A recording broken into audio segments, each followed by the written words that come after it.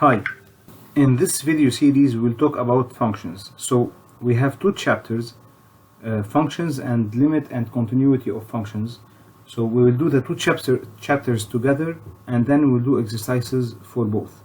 The first one is functions, the general concept of functions.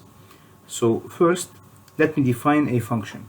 If we take E and F two sets, then we define a function or a map or mapping from E to F as being the relation that associates to every element of E one unique element in F, denoted f of x. Okay, so if you have two sets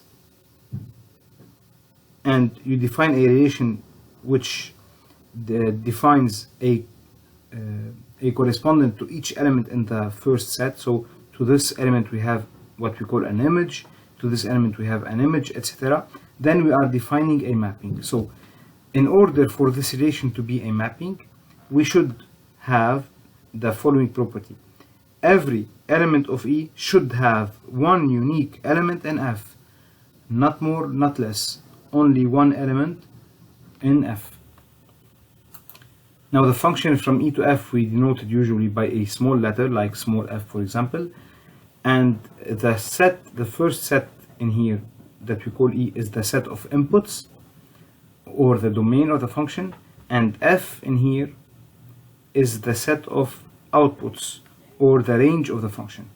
Then we write f is the function that goes from E to f of x being the image of x by the function f, and we write also y is equal to f of x, y being the element in the image set or in the range. When we talk about real numbers, x is a number in E and y is the value of f of x.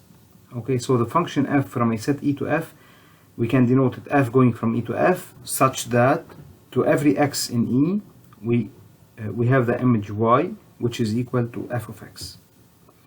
So note that the definition that I gave in here for mappings and functions is rather the same. So function is mapping, but be careful that in some books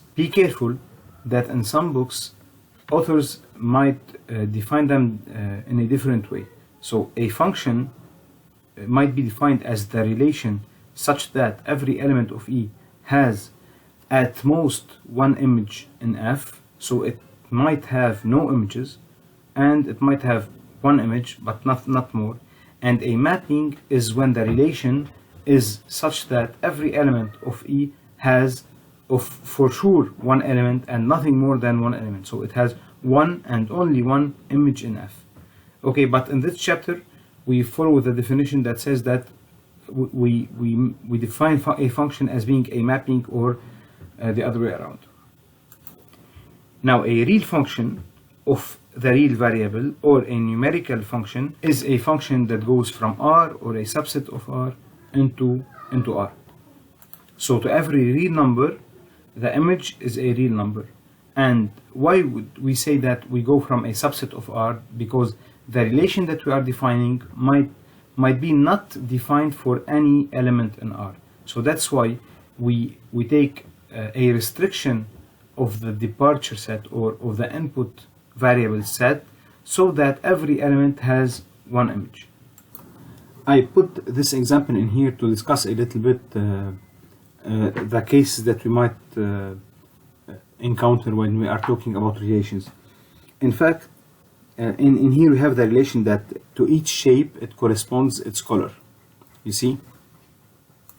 So first we notice that in the input variable set, so in E in here, every element has an image, has one image and only one image. So this is a mapping. Okay, let's consider, for example, that the triangle has no image.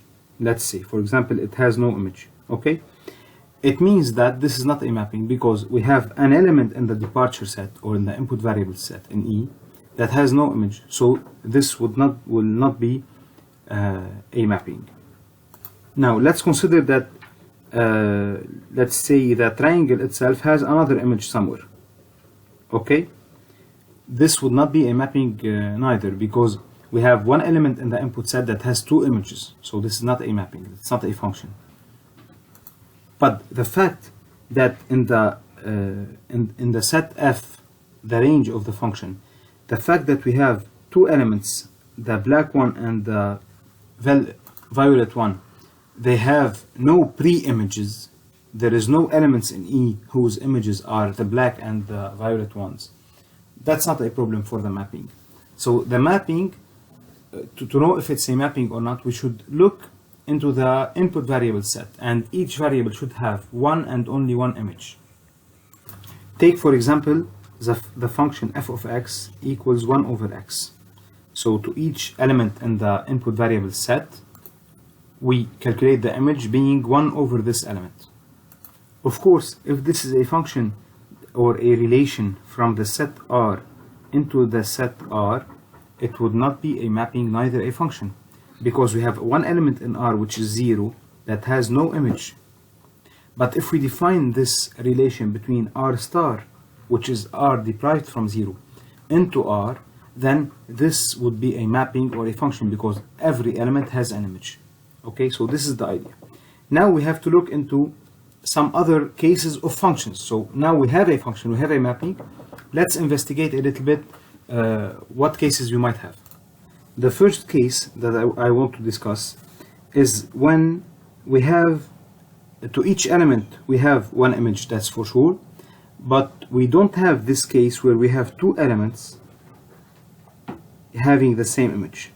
So if we don't have this case, so if for each element you have one image, and this image is only the image of this element, in other words, if you have one image, this image cannot have two different pre-images.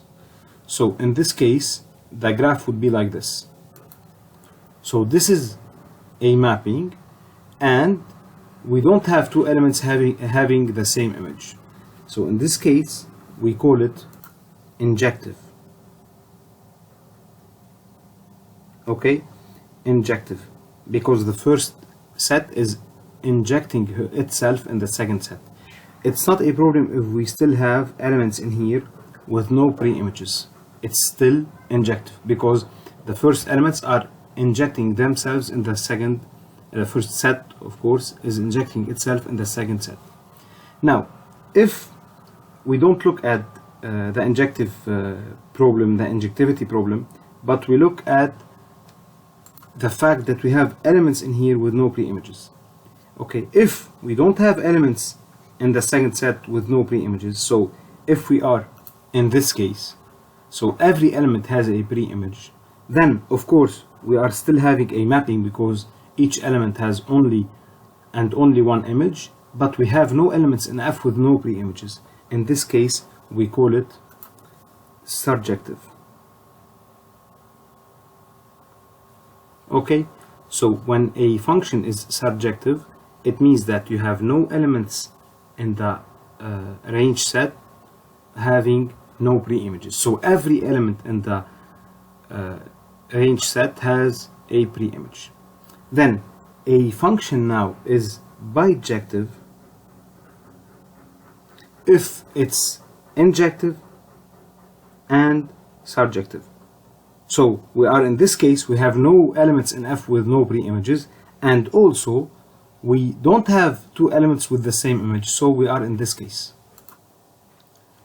So in this case, every element has one and only one image, and you have no elements in F with no pre-images. So it's like a mirror. To the set of elements in here, in the first set, we have an equivalent set of elements in the range set, mirroring the first elements through the relation F that we are defining. Of course, the number of elements in E will be equal to the number of elements in F in this case. Okay, so this is a bijection. So we continue with some definitions. First, the domain of definition. The domain of definition of a function is the set of elements allowed for the function. So it's the set of elements, the elements in R, such that f of x exists. So if we take again the example 1 over x. Of course, x equals 0 is not in the domain. It's not an allowed input value for x. So the domain of definition is r star.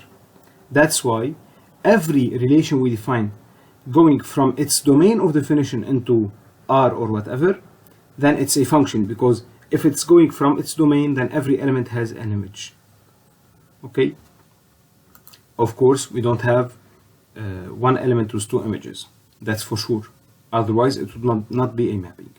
Then, the set of images of a numerical function, we denoted mf. It's the image of f. So it's the set of all elements in big F. And it's defined by mf as being all the f of x for x, any number in the domain. Take, for example, the function f of x equal x2. What would be image of x of f? So the function is like this. The set of images goes from 0 to plus infinity, right? So it's r plus. And finally, the graph of a mapping is the set of couples x f of x such that x is in the domain. So it's the set of all the points on the function. That's why we call it the graph. Now, of course, if we have a function that goes from its domain into the image, of course it's surjective, because any element in the image, according to the definition of the image, any element is the image of something, so it has a pre-image. So any function going from df into image f is surjective.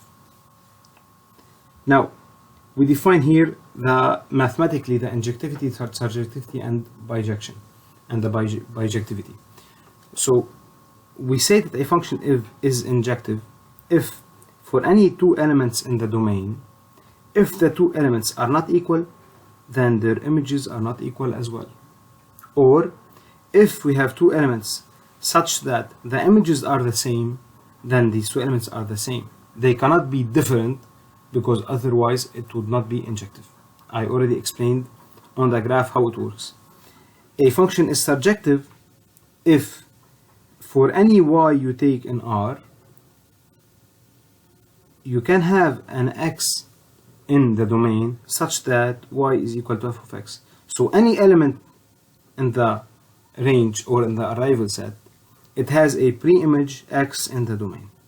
Now, it's bijective if it's injective and surjective. And in this case, we can define f minus 1. Why? Because if you have a set of elements in E and you have facing it a set of elements in F mirroring the elements of E through the function f, then you can take the function or the relation in the other way around. So the inverse relation, that to every element in f, it corresponds an element in E. And we call it f minus 1, that goes from f to E, such that to every element y in f, we correspond x in E, such that y being the image of x, or we say that x is the pre-image of y. So f minus 1 in this case is the pre-image of y. So of course we have the equivalence. If y is the image of f, then x is the pre-image of y. And f minus is also bijective because it has the same properties as f. In the next section now, we define the set Ri. In fact, we take I as being an interval of R, and we want I to be the domain of definition of a function f. So we denote by Ri the set of all mappings defined from I into R. So it's all the mappings defined on I. It means that I is the domain or a part of the domain. But what's for sure is that any element in I has an image. So we define Ri as being all the mappings that can be defined or that are defined from I into R. So now in this set, the elements of this set are the functions. So if we take this set, we have the elements which are the functions, and we want to define operations between these elements. So we define the addition of functions and the multiplication of functions as follows. So if you have two functions f and g, we define f plus g as being a function that applied to x, it's equal to the image of x by f plus the image of g by f. So in here the plus it's a plus in R. It's an addition between two real numbers, but the plus in here, it's an addition in Ri, which is the set of the functions. So the plus in here, it's a plus between two functions. The plus in here, it's a plus between two real numbers. We define as well a new relation, or a new operation, sorry, between two functions, which is the multiplication. So here we have a multiplication in Ri, because it's a multiplication of two functions. Applied to an element x, it would be equal to f of x multiplied by g of x. So here the multiplication is in R. So you might think that this is trivial, why he's explaining it. In fact, before now, if I tell you to add two functions, you have no idea how to add them, because you don't have a plus between two functions. But now we define this addition as being the addition between the images. So if you have two functions and you want to create a function, a new function, which is the sum of these two functions, then this new function will be the function that to each element it corresponds the addition of the images in R of the other functions. Okay, so now instead of writing f times x at each time, we'll write fg as being the multiplication between two functions.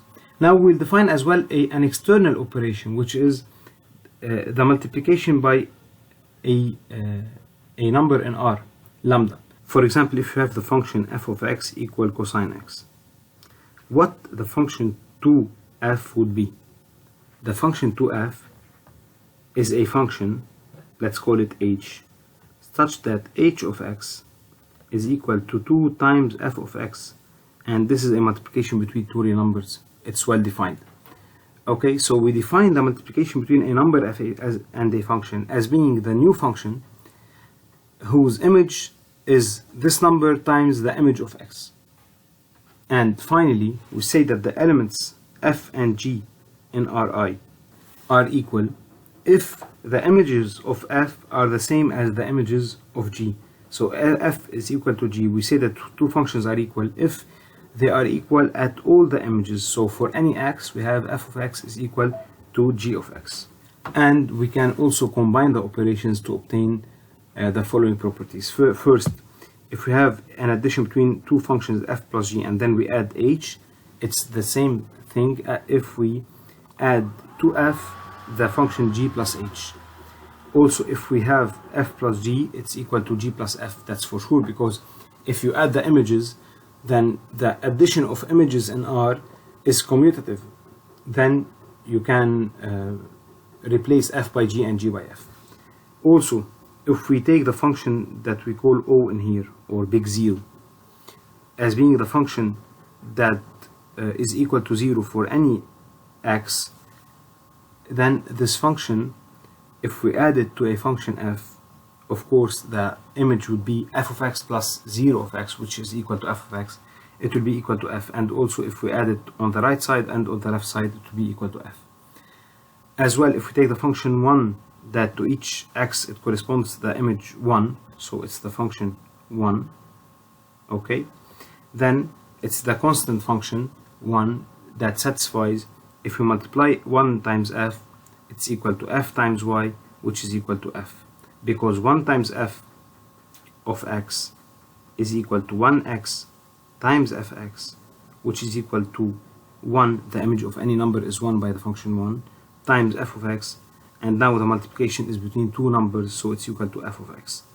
That's why 1f and f times 1 is equal to f. Also, if we multiply by lambda f and then multiplied by g, it's equal to lambda times f times g. Also, we have the distributivity with respect to plus in these two properties. We define as well the inverse of a function. So suppose we have x belongs to E such that g of x is not equal to 0, then 1 over g is the function that to each x it corresponds 1 over g of x.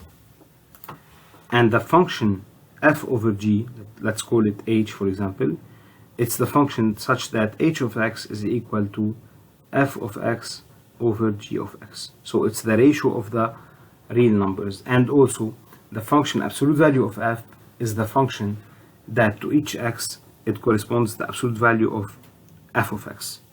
Again and again, here for example the absolute value of f, it's something that you didn't know because it's the absolute value of a function, of the name of the function. It doesn't mean anything. Now it means something because we defined it as being the absolute value of the image, which is a real number. We continue in the next section. We define an order in this set Ri. So an order, we already defined the order in the first chapter, so we need to put an order between the elements, and we say that if we have two elements in Ri, we define the relation less or equal than between two functions, and we say f is less or equal than g if and only if for any x in the domain or in I we have the images that satisfy f of x less or equal than f and then g of x. Okay, and then this order is reflexive because f is less than f. Why? Because for any x in I, f of x of course is less or equal than f of x. It's true because it's equal. And it's anti-symmetric. Why? Because if f is less than g and g is less than f, it means that for all x in I, f of x is less than g of x and g of x is less or equal than f of x, which means that f of x is equal to g of x, then f is the same function as g. And it's transitive because if f is less or equal than g and g is equal to h, then of course if you go to the images you will find that f of x is less than h of x for any x, which means that f is less or equal than h. So it's reflexive, anti-symmetric, and transitive, which means that this is an order. Otherwise we would not call it an order. This is we defined the order in the first chapter, and now we are applying it in this relation that we defined between the elements of Ri.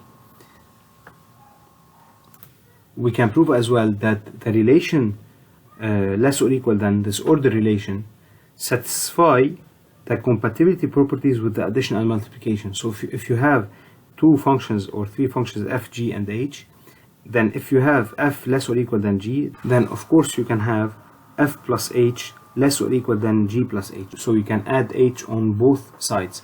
And also if you have fgh such that f less or equal than g, and if h is positive, so what's h positive? H positive means that 0 is less or equal than h, and less or equal, it means that 0 as being a function of x is less or equal than h of x for any x, which means 0 of x is the function 0, so it's h of x greater than 0 for any x, which means that any image of x by h is positive. So if this is the case, we have f times h less or equal than g times h, so we can multiply by h on both sides. Finally, about the order, we can say that the order relation we defined is not total. Remember, the order relation we defined in R was total, but here it's not total because you can have two functions that are not comparable. So you can have functions like this one and then like this one. They are not comparable because you don't have the first one f less than g for all x or g less than f for all f. You have two parts. Here you have f less than g, and on the other side you have f greater than g. So the order is not total because not any two elements are comparable. And here we give an example about two functions. The first one is such that at a point a it's equal to 1 and it's 0 everywhere else. I will change the color. So here it's 1 and 0 everywhere else. And the other one, it's the function that it is equal to 1 at a point b, here for example, and then it's 0 everywhere else. So these two functions are not comparable because they are equal to each other everywhere except at these 2 points. So, and we cannot say that one function is less or equal than the other one for any x. Okay, so at a point x, at a given point x, let's say at a, you have f of x greater than g of x, because g of x is equal to 0 and g of x is equal, ya Allah ما تحكيني.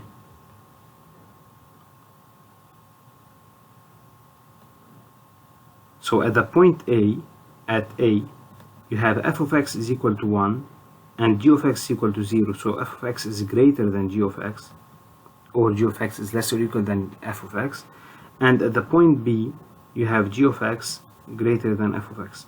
So we don't have the property that says at any point one of the functions is greater than the other one all the time. So this is about the order. In the next section now we define an increasing and a decreasing function. So we say that a function is increasing if for any x less than y we have the images that goes in the same sense, so f of x is less than f of y. And we say that a function is decreasing if for x less than y f of x is greater than f of y. So if you take a function like this, if x is growing then the correspondent images are growing, so this is increasing. And if a function is like this, if x is growing then the images are decreasing, so the function is decreasing.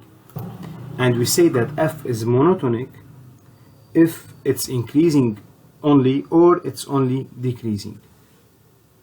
We also say that the function is strictly increasing or strictly decreasing if the inequalities in here were strict. So if you don't have or equal, then the function is strictly increasing or strictly decreasing. We continue with the definitions and we say that a function is even if f of minus x is equal to f of x. So to say so, of course f of minus x should be defined. That's why we start by saying first we should have for any x in I minus x is in I. So if you have a function, if you have x equal 3 in the domain, then minus 3 should be also in the domain, and f should be defined and at 3 and at minus 3. And saying that f of minus x is equal to f of x, it means that any point in here it has an image, then the opposite point in here will have the same image. So this is why the function will be symmetric. It will have the same shape, it's symmetric with respect to y prime or y. We say that a function is odd now if, of course, we have first for all x minus x in I, minus x is in I, and the image of minus x is opposite to the image in x. So now we have this case. If you have the function making like this, this is a point, this is the image, then the opposite point will have the opposite image, so it will be in here. So the function will be symmetric with respect to O. So symmetric with respect to the origin O. Now we say that a function is periodic if it's repeating itself. So here we talk about this one, and now if it's periodic then it's repeating itself. So we have a point in here, and then if we go a step t ahead, the point at x plus t will have the same image at the point in x. I will do it in here. So if you take a point x plus t, they will have both the same image. So the function will be repeating itself. It will be like this, for example. So in here we have the image and you have the same image at x in here, etc. Okay, so if the function is repeating itself after a fixed step t, big T, then it's periodic, or it's t periodic.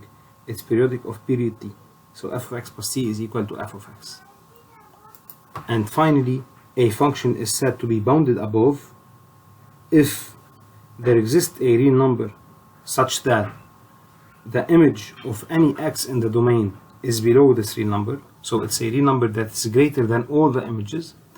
It's said to be bounded below if there is a number less than all the images for any x in I, and it's said to be bounded if it's bounded above and if it's bounded below.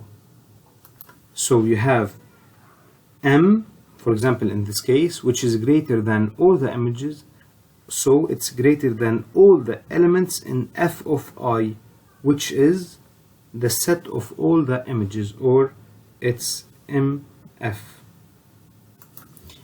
Here is finally some examples of some functions. If we take, for example, the function f of x equal x2, which is the parabola that you all know, of course. Okay, so this function, it goes first from R, because any element in R has an image, into 0 plus infinity, because all the images are between 0 and plus infinity. So the domain is R. Then the graph of the function is the set of the couples, the points x, x2, because to each point x, the image is x squared. So G of GF is the graph given by x, x2, the couple, for x belongs to R. Now, F, is it surjective or injective or what? First, it's surjective because it's going into 0 plus infinity. So any element in 0 plus infinity, it has a pre-image. So any positive number you take in 0 plus infinity, so any positive number you take, the number which is the square root of y, or the positive square root of I, or minus square root of I, is the pre-image of y, because if you take the square of this number, you will have y. So it's surjective from R into 0 plus infinity. But it's not injective. Why it's not injective? Because you can have two elements having the same image. Any two opposite numbers have the same image with this function, so it's not injective. It's even. Why it's even? Because if you take a number and you take its opposite, they will have the same image. And all the elements that are, all the numbers that are in 0 plus infinity in the domain, you have their opposite, which is from 0 to minus infinity, also in the domain. It's not periodic, because even if you take a step t small or big or whatever t it is, you will not have a number in here, or you will not have the function repeating itself after this period t. The function is strictly increasing on the right side in here, and strictly decreasing on the left side of 0 in here. So this is for the x2. If you take another function, which is the logarithm that you already also know, the ln of x, if you define this function from 0 plus infinity into R, then the domain will be 0 plus infinity. The graph will be the set of couples x ln of x, with x in the domain, which is R plus star. Also, the function is surjective, because if you take any element in R, whatever element you take in here, it will have a pre-image. So you have x such that f of x is this element. Also in here, any element you take, it will have a pre-image somewhere. So it's surjective, and if you take an element y, the pre-image would be exponential y. Why? Because if you take ln of this element, it will be equal to y. F is not periodic because it's not repeating itself. F is strictly increasing. Anywhere it's always increasing. It's not even nor odd, because it's not symmetric with respect to y prime or y, neither to O, or in other words, first, the elements that you have in 0 plus, they are not, so all the x that are in the domain, you don't have their opposites in the domain, and it's not symmetric, so it's not even nor odd. And the last function is f of x equal cosine x. It's the function that goes from R into minus 1, 1. GF, it's the graph given by x, y, where y is equal to cosine x, and y is between minus 1 and 1. F is surjective if you take it from R into minus 1, 1, because any element in minus 1, 1 has a pre-image. It's not injective because you have two elements having the same image, or more than two elements, but at least two elements, like 0, 2 pi, both their cosine is equal to 1. So you have two elements having the same image. It's not injective. It's even because any element you take on the positive side, its opposite is in the domain, and any element you take on the positive side in the domain, its opposite will be in the domain. And also the image of this element will be equal to the image of its opposite, so it's symmetric with respect to y prime over y, it's even. It's periodic of period 2 pi, because if you take a step of 2 pi, starting from any point you take, let's take this point in here, if you take a step of 2 pi, you'll be in here, so you'll have the same image, and the function will be repeating itself, starting from this point. And the function is strictly decreasing between any point in here and in here, like decreasing, decreasing, decreasing, and then it's increasing in other ranges. So it's increasing, it's decreasing, for example, between 0 and pi, and it's increasing from pi to 2 pi, and then it will repeat itself all the time.